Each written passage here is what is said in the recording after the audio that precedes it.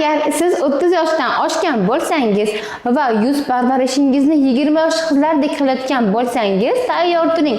Tez orada yuzingiz qarishni boshlaydi. Xafa bo'lmang mendan. Namlovchi oddiygina kremlar yuzingizni hech qanaqa muammodan yengillashtirmaydi.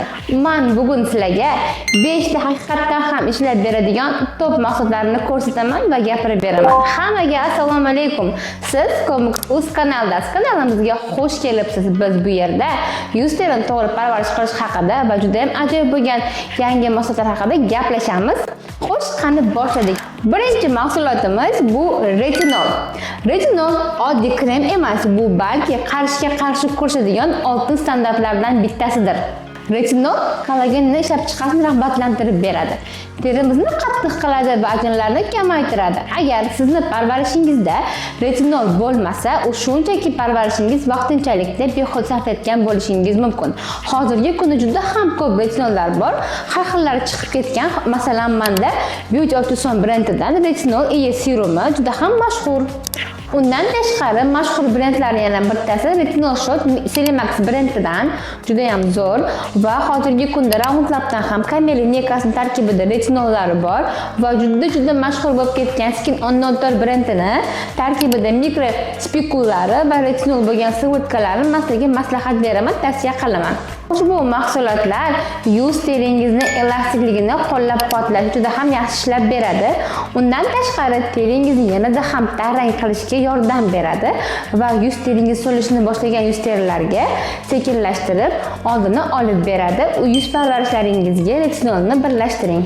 Bundan tashqari Dermafactory brendidan Masterix 15% multivankli serumi yoki Lagon brendidan Revisi Essence toner kabilardan foydalansangiz bo'ladi. Bular juda ham teksturasi qalin bo'lganligi uchun qarishni oldini olishga faol ravishda ishlab beradi. Uchinchidan esa har kuni SPF'lardan foydalaning. Issiq bo'lganda, quyosh chiqqanda emas, balki har kuni foydalanish kerak. Chunki quyosh pigmentatsiya va ajinlarni eng tez keltirib chiqaradigan sabablardan bittasi hisoblanadi. SPF'ni agar foydalanmasangiz, butun parvarishingiz behuda bo'ladi. To'rtinchidan esa to'g'ri namlantirishni qo'llang. Yengil yoz kremidan emas, balki to'siqlarni tiklab beradigan kremlardan foydalaning.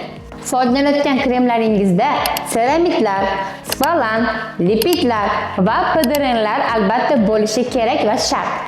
Aks holda teringizda namlik yo'qoladi va yuzingiz tezda qarishni boshlaydi. Masalan, bizning onlayn do'konimizdan Lagon brendidan Deep kremni olishingiz ham mumkin va undan tashqari o'sha mashhur Anua brendini pdrn lineyasidan ham foydalansangiz bo'ladi. Va oxirgi qism bu 5-inchisi, mustahkamlash. 30 yoshdan oshgandan keyin tartibsiz teri parvarish qilish umuman tartibda ishlamaydi. Tizim qay tartibda ishlaydi?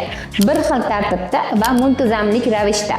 Sizga juda ham ko'p bo'lgan mahsulotlar kerak emas, atiga 3 ta yoki 4 ta mahsulotlarning o'zi yetib ortadi. Xulosa qilib aytganda, yuz parvarishingizda albatta bo'lish kerak retinol, peptidlar, SPF va juda ham yaxshi tonal kremdan foydalanganingiz ma'quldir.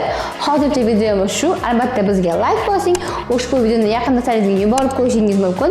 Video davomida ko'rsatgan barcha mahsulotlarim meni onlayn do'konimda bor. Bemalol kirib xarid qilib olishingiz mumkin. Agarda sizda savollaringiz bo'lsa, kommentariyada bemalol qoldiring. Men javob bersam juda ham mamnunman. Xayr!